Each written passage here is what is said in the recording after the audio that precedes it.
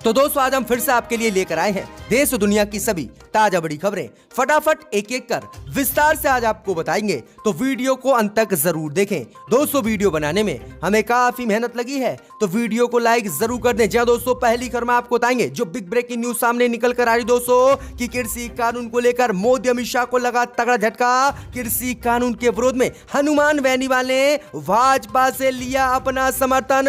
मोदी अमित शाह को दी है कृषि कानून वापस लेने की चेतावनी। बढ़ गई है भाजपा की मुश्किलें, तो वहीं आपको बताएंगे कि कृषि कानून को लेकर किसानों ने दिया बाबा रामदेव को तगड़ा झटका। अंबानी अडानी के बाद पतंजलि के प्रोडक्टों का बहिष्कार का किसानों ने किया ऐलान। बाबा रामदेव की बढ़ गई है मुश्किलें, तो वहीं आपको बताएंगे कि कृषि कानून को लेकर किसानों ने 29 दिसंबर को बुलाई है मोदी सरकार के साथ बैठक। किसान बोले कानून रद्द करने से कम कुछ भी नहीं होगा, बैठक में मंजूर इसी पर होगी बात। बढ़ गई है मोदी अमित शाह की मुश्किलें, बैठक से पहले ही चेतावनी किसानों ने दे दिया। तो वहीं आपको बताएंगे कि यूपी मध्य प्रदेश के बाद अब दिल्ली में उठी लव जिहाद पर कानून बनाने की मांग। विश्व हिंदू परिषद बोली जिहादियों का अड्डा बन रही है राजधानी, केजरीवाल लागू करें लव जिहाद कानून। तो वहीं आपको बताएंगे कि बिहार में नीतीश और जेडीयू में पड़ी फूट। नीतीश कुमार से गठबंधन करने को तैयार हुई राजद, भाजपा से गठबंधन तोड़ने की दे दी है राजद ने चुनौती। कहा गठबंधन तोड़कर राजद के साथ सरकार बनाए नीतीश कुमार भाजपा की। बढ़ गई है मुश्किलें, तो वहीं आपको बताएंगे कि मुजफ्फरनगर दंगों में भाजपा नेताओं पर केस वापस लेने पर योगी पर भड़के ओवैसी। कहा इंसाफ का हो रहा है यूपी में एनकाउंटर। तो वहीं आपको बताएंगे कि चीन पाकिस्तान से मोदी अमित शाह को लगा तगड़ा झटका। चीन ने पाकिस्तान को 50 खतरनाक ड्रोन किए सप्लाई। मोदी अमित शाह की बढ़ गई है मुश्किलें, तो वहीं आपको बताएंगे कि अयोध्या में बन रही नई मस्जिद का इकबाल अंसारी ने किया विरोध, विदेशी नक्शे को किया खारिज। कहा भारत के नक्शे से बनाई जाए मस्जिद। तो सभी खबरों को एक एक कर आपको बताएंगे, वीडियो को लाइक कर दें। इसी बीच पर तो दोस्तों पहली खबर की ओर जो बिग ब्रेकिंग न्यूज सामने निकल कर आ रही दोस्तों कि कृषि कानून को लेकर मोदी अमित शाह को लगा तगड़ा झटका। कृषि कानून के विरोध में हनुमान बेनीवाल ने छोड़ा एनडीए का साथ, भाजपा को लगा तगड़ा झटका। जी हां दोस्तों आपको बता दें ये बड़ी खबर सामने निकल कर आ रही दोस्तों कि कृषि कानून को लेकर आज मोदी अमित शाह को तगड़ा झटका उसके सहयोगी दल आरएलपी ने दिया है। दरअसल आपको बता दें कि कृषि कानून के विरोध में आरएलपी के अध्यक्ष हनुमान बेनीवाल ने आज भाजपा से अपना समर्थन वापस ले लिया है और गठबंधन तोड़ने का ऐलान कर दिया है। दरअसल आपको बता दें कि आरएलपी के अध्यक्ष हनुमान बेनीवाल ने शनिवार को इसकी घोषणा की है। उन्होंने साफ किया है कि जब तक मोदी सरकार कृषि कानून को वापस नहीं लेगी तब तक वह किसी भी कीमत पर भाजपा के साथ अपने गठबंधन को नहीं जोड़ेंगे। जिसके बाद मोदी अमित शाह की मुश्किलें बढ़ गई हैं। कृषि कानून को लेकर हनुमान बेनीवाल ने भाजपा से अपना समर्थन वापस ले लिया है। वहीं आपको बता दें कि आगे हनुमान बेनीवाल ने ऐलान किया है कि अगर मोदी अमित शाह कृषि कानून को वापस नहीं लेंगे तो वह दिल्ली में 2 लाख किसानों के साथ 28 दिसंबर को कूच करेंगे और पूरे प्रदेश में धरना देंगे। तो यह बड़ी अपडेट आ रही कि बड़ा झटका किसानों को लेकर मोदी सरकार को लगा है। इससे पहले अकाली दल सहित कई बीजेपी के सहयोगी दलों ने पार्टी से अपना समर्थन वापस ले लिया। तो यह बड़ी अपडेट आ रही है, बड़ा झटका हनुमान बेनीवाल ने दिया है। इसी बीच बता दोस्तों अगली खबर की ओर तो कृषि कानून को लेकर किसानों ने दिया बाबा रामदेव को झटका। अब पतंजलि के प्रोडक्टों का बहिष्कार का किसानों ने किया ऐलान। बाबा की बढ़ गई मुश्किलें। जी दोस्तों आपको बता दें ये बड़ी खबर सामने निकल कर आ रही दोस्तों कि कृषि कानून को लेकर पिछले 1 महीने से देश के किसान सिंधु बॉर्डर सहित देश के विभिन्न हिस्सों में विरोध प्रदर्शन कर रहे हैं। इस बीच खबर सामने निकल कर आ रही है कि किसानों ने अंबानी अडानी के प्रोडक्टों का पहले बहिष्कार किया था और ऐलान किया था कि इनके प्रोडक्टों को किसान देश में बिल्कुल नहीं खरीदेंगे। वहीं आपको बता दें कि अंबानी अडानी के बाद अब कृषि कानून को लेकर बाबा रामदेव को किसानों ने तगड़ा झटका दिया है और बाबा रामदेव के खिलाफ किसानों ने अब मोर्चा खोल दिया है। किसानों ने आज ऐलान किया है कि वह किसी भी कीमत पर पतंजलि के प्रोडक्टों को नहीं खरीदेंगे और पूरे देश में अब बाबा रामदेव की कंपनी पतंजलि के प्रोडक्टों का बहिष्कार करेंगे, जिसके बाद बाबा रामदेव को यह तगड़ा झटका लगा है। किसानों ने अब बाबा रामदेव के प्रोडक्टों का बहिष्कार का ऐलान कर दिया है। बुरी तरह से बाबा रामदेव अब किसानों के चंगुल में फंस गए हैं। इसी बीच बता दोस्तों अगली खबर की ओर, तो कृषि कानून को लेकर बातचीत के लिए तैयार हुए देश के किसान, कहा 29 दिसंबर को बुलाई जाए बैठक, लेकिन कानून रद्द से कम कुछ भी नहीं है हमें मंजूर। जी दोस्तों आपको बता दें, ये बड़ी खबर सामने निकल कर आ रही दोस्तों कि मोदी सरकार द्वारा लाए गए कृषि कानून के खिलाफ देश भर के किसान दिल्ली में पिछले 1 महीने से धरने पर बैठे हुए हैं।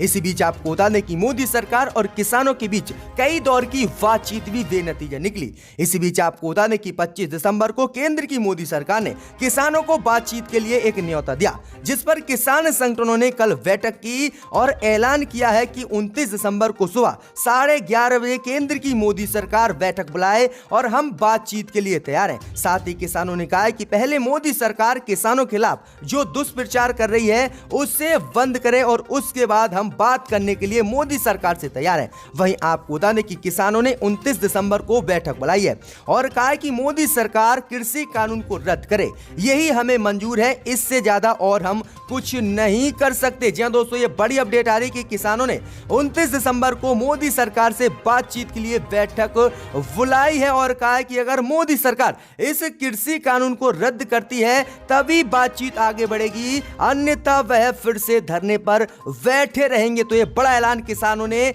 बातचीत को लेकर मोदी सरकार के लिए कहा है। इसी बीच बता दोस्तों अगली खबर की ओर, जो बिग ब्रेकिंग न्यूज सामने निकल कर आ रही दोस्तों कि बिहार में बीजेपी जेडीयू में पड़ी फूट, नीतीश कुमार से गठबंधन करने को तैयार हुई राजद, भाजपा से संबंध तोड़ने की दी चुनौती। जी दोस्तों आपको बता दें ये बड़ी खबर सामने निकल कर आई दोस्तों कि अरुणाचल प्रदेश में जेडीयू के 6 विधायक भाजपा में शामिल हो गए, जिसके बाद नीतीश कुमार और बीजेपी के बीच बिहार में फूट पड़ गई और बीजेपी में शामिल हुए जेडीयू के विधायकों को लेकर नीतीश कुमार की पार्टी जेडीयू ने भाजपा पर हमला बोला और इसे गठबंधन धर्म के खिलाफ बताया।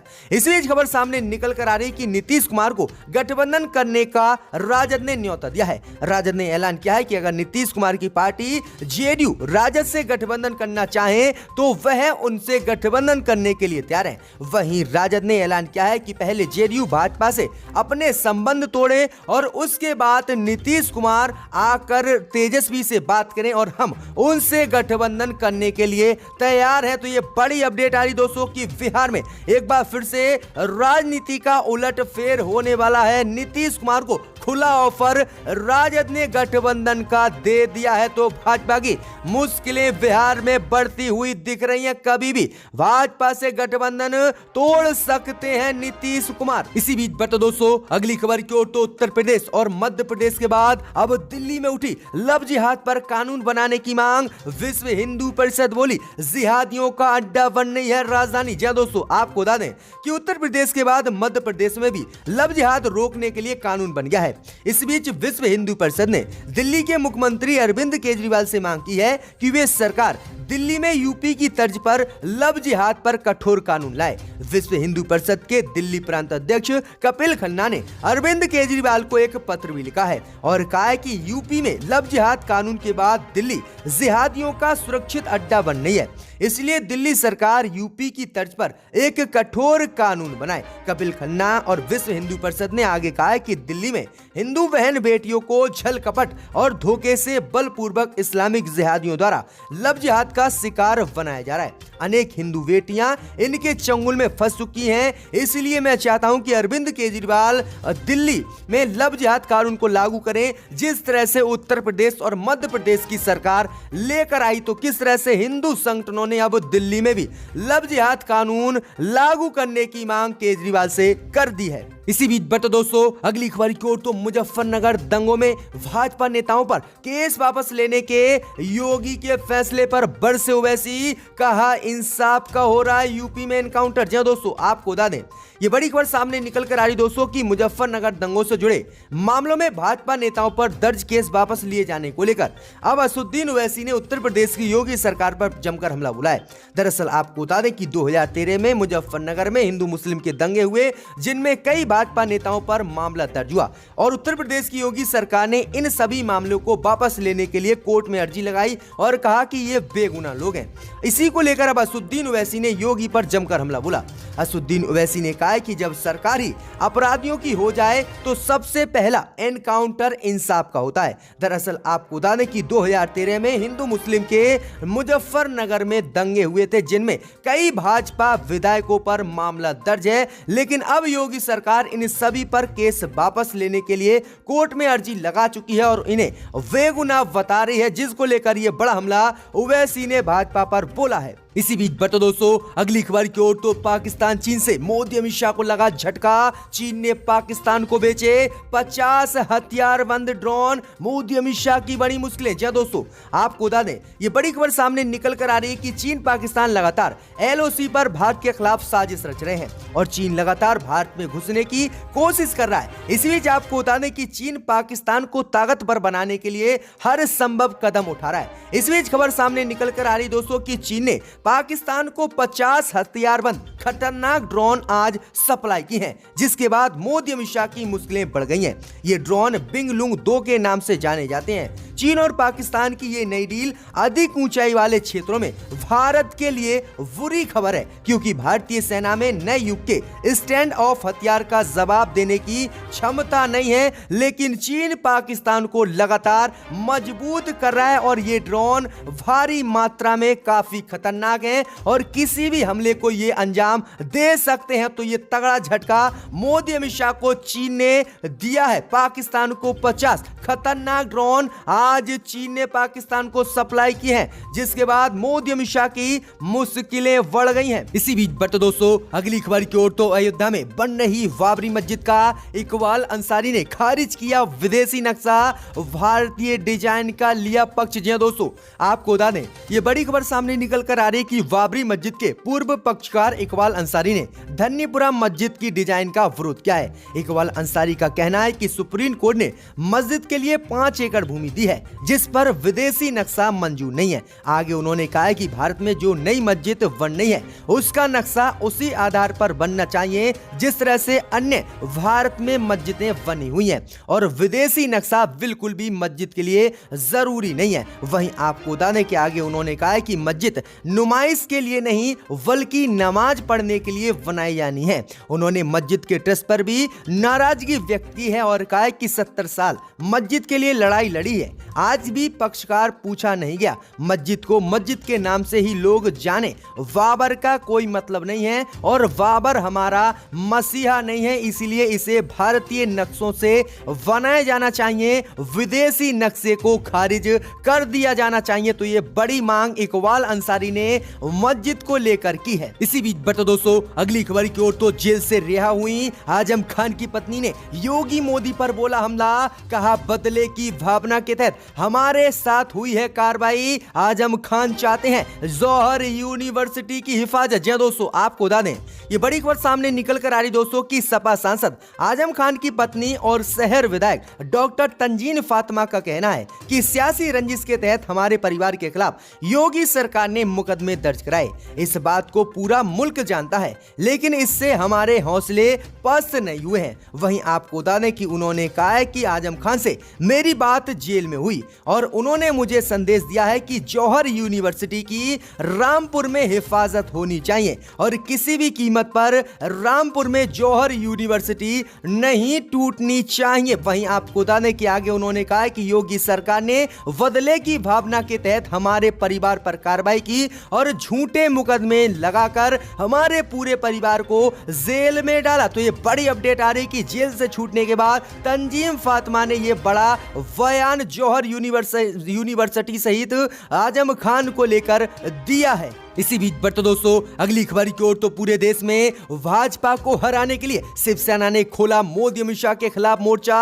कहा केंद्र की मोदी सरकार को हराने के लिए सभी पार्टियों को कांग्रेस के साथ बनाना चाहिए मजबूत गठबंधन। जी दोस्तों, आपको बता दें कि शिवसेना सांसद संजय रावत ने शनिवार को कांग्रेस के लिए बड़ा ऐलान किया है। उन्होंने कहा है कि मोदी सरकार को अगर हराना है तो सभी विपक्षी पार्टियों को कांग्रेस के साथ एकजुट होना है और गठबंधन करके नरेंद्र मोदी की तानाशाही सरकार को हराना है। उन्होंने कहा है कि मोदी सरकार किसान मुद्दे सहित देश के सभी विपक्षी पार्टियों पर लगातार हमले कर रही है और वह इनको देश विरोधी तत्व बता रही है। वहीं संजय रावत ने कहा है कि मोदी सरकार को हराने के लिए सभी विपक्षी पार्टियों को कांग्रेस के साथ एक मजबूत गठबंधन बनाना चाहिए और उसके बाद भाजपा को देश से बेदखल करना चाहिए। जी दोस्तों, ये बड़ा ऐलान शिवसेना सांसद संजय रावत ने किया है। इसी बीच बढ़ते दोस्तों अगली खबर की ओर, तो जम्मू कश्मीर में डीडीसी चुनाव को लेकर अमर अब्दुल्ला ने मोदी अमित शाह पर बोला हमला।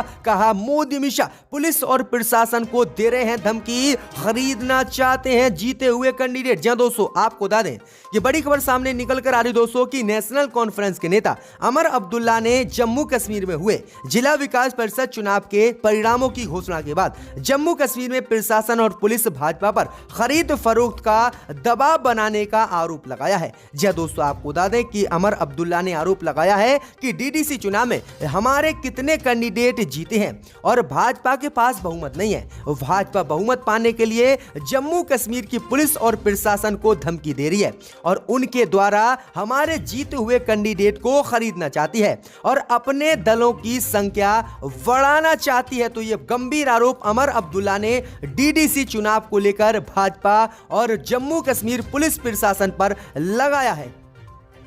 में आकर